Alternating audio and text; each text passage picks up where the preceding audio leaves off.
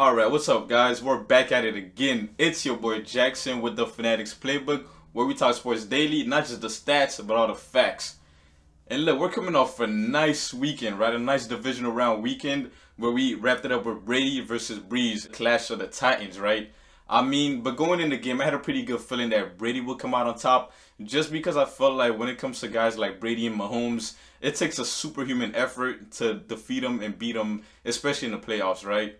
And then with Breeze, honestly, I didn't expect that fourth quarter collapse to come. It was sad to watch. But honestly, for the past year, 2 years, I've had a feeling that he should have hung it up and wrapped it up already.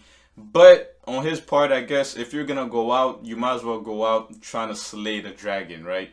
But look, I know that's not why you're here. We're here to talk about the Baltimore Ravens. We're here to talk about the 2020 Ravens specifically and what was wrong with that offense. Look, we're not here to get into Lamar Jackson, the running quarterback. Lamar Jackson as a passer. Look, man, Lamar Jackson, he's good enough to get it done when it matters, right? We're talking about he has a good deep ball when it's accurate, and he's able to convert key plays and key third downs. All right, so look, if we go back to the Tennessee Titans game, right, where at that point they're down 10, Lamar just has just thrown an interception, and then they converted 39 to Mark Andrews, which a lot of people are saying that's the play of the game, just because of the momentum that Tennessee had up to that point. And they go on to win it, obviously. And he has a 3rd and 14 that he converts against Buffalo right up the middle to Hollywood Brown. At that point, once again, the Bills were up and the crowd was getting into it. All the momentum felt like it had left the Baltimore sideline. But they convert and then they go down, almost score in that drive, right? Okay, so look, and then he had a 4th and 4 in Week 13 against the Browns, where he converts to Hollywood Brown. I think that was either the tie it or the go-ahead touchdown. So we've seen time and time again where he shows that he's able to use his arms to make plays. But the Ravens' wide receiving core, their wideouts, their wide receivers, like, that's their biggest flaw. So that's what I really want to get into. This Ravens wide receiving core, right? We got Devin Duvernay, 5'11", Hollywood Brown, 5'11", Willie Snead, 5'11". Do we see a pattern here? There are a bunch of speedsters, guys that are able to, if you give them enough time on their route, they're able to create separation. But you have Lamar Jackson, right? A quarterback that's prone to running. Then you're telling him that once his first read isn't available, his second read is not available, his third read is going to be the run, right? So who else? So they have Miles Boykin, right? He's 6'4", easily their biggest receiver, right? And this is, I think, his second year with the Ravens. And he's supposed to, at this point, have had some type of chemistry with Lamar Jackson. Every time we see him on the field, it's like, all right, there's gonna be times where things are looking good, and other times it's just not there. So their chemistry just hasn't been able to be where in his second year with the team where you think or where they thought it would have been. And then you have Mark Andrews, right, which is their only bright spot, right? So this is a dude who's just been consistent this year and last year. And like I said, Hollywood Brown, who seems like he's made that year one leap into year two, and then it's looking good for him, right? So you're going for 750 yards, right? 58 catches and 8 touchdowns. So he's having a year. You only have Hollywood Brown doing his thing, and you have Mark Andrews. Outside of those two guys, and obviously Nick Boyle, who's been out for the season, you're not really getting much production anywhere else, right? So then you go out and you bring in Des Bryant to do what? Talking about Des Bryant, who's coming off an Achilles injury, who hadn't played football in 3 years. You bring in Des Bryant, knowing that you had a chance to bring in AB. Look, we'll get into that in a little bit later. Right, so I want to talk about the Ravens historically, right? When it comes to drafting receivers or picking them up in free agency. And historically, right, so let's go back to '05 when they drafted Mark Clayton, right? Ended up being injury riddled, never really amounted to anything with the Ravens where they had to cut him, or I think they traded him. And then we move on to 2011, right, where they had Torrey Smith in the second round, where they had better luck with him. He was a part of that 2011 or the 2012 championship team. Yeah, Super Bowl. And then they also had Brashad Perryman in the 2015 draft. And that dude is just another one that it just didn't work out. He was not very productive with the team. They had to trade him, and now he's been hopping around the league, and I think now he plays for the Jets. And he's just not very good at football or his position, honestly. Right, and then in 2019, they have Hollywood Brown. For what you may think, from that year one to year two jump, it shows a lot of promise. It shows that he's really understanding it, and he's really picking up the game speed. So that dude right there, I'll call him a hit.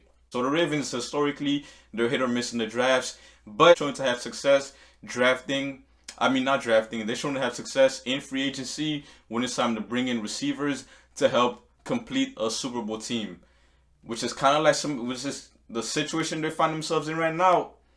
Or are they Super Bowl contenders? And if they are, can they get these additions to complete the team and go on and win a Super Bowl? Remains to be seen. Let's address that Dez Bryant situation, right? I said we're gonna come back to it. Now we're back at it. All right. So look, when we look at what happened, right? So at that point, we're in mid-season, right? There was only about 2 notable free agent receivers at that point left, right? You have Dez Bryant on one hand, and you have AB on the other hand. The Ravens, obviously, they went ahead, they picked up Dez Bryant, and they just let AD go to the Buccaneers. And then you say to yourself, well, that doesn't make any sense. AB has a great relationship with Hollywood Brown. That's his cousin. And him and Lamar Jackson usually work out together back in Miami in the offseason. And then you know they really wanted him because they made it public that they wanted AB with the Ravens. And you go and you get a dude that's coming off an Achilles injury that hasn't played in 3 years. Didn't make any sense. And when we look at his production this past season, it was non-existent. The dude was barely a factor in any of the games, and didn't see him much get any playtime in the playoffs. That's because he's not that X-Man anymore. He's just Dez Bryant at this point. Eventually, it caught up to the Ravens. When you don't have a number 1 wide receiver, right? You don't have somebody who's gonna win off the line, who's gonna go ahead and win the one-on-one matchup, and who's gonna go ahead and create that separation. It catches up to you, and that's where the Ravens found themselves this playoff, right? And then look, I'm not the guy that's gonna come in here, bring out a problem, and don't bring a solution. I have a solution for the Ravens. What the Ravens need to do is they need to go out there and they need to grab Odell. They need to get Odell from the Browns. The Browns are already going to be looking to move him. So the Ravens should go out there and get Odell. Whoa. I already know. Odell to the Ravens, that's going to cost a lot. Look, yeah, it might cost you a first. You know what? Let's talk about that.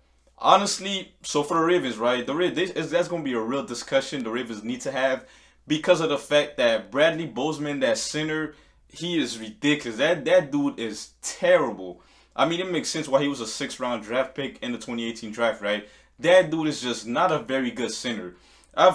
There was countless games this year that I think he either lost for the Ravens or he put him in a bad position. I mean, you have one job, dude. Snap the ball. And the dude is bad at his job. So that 1st-round pick, maybe it should go to offensive linemen in the draft. Why should they? If they want to instead take that pick and use it towards Odell, right? We're talking about he's under contract until 2023. And he's only going to be a $15 million cap hit for the Ravens if they were to get him.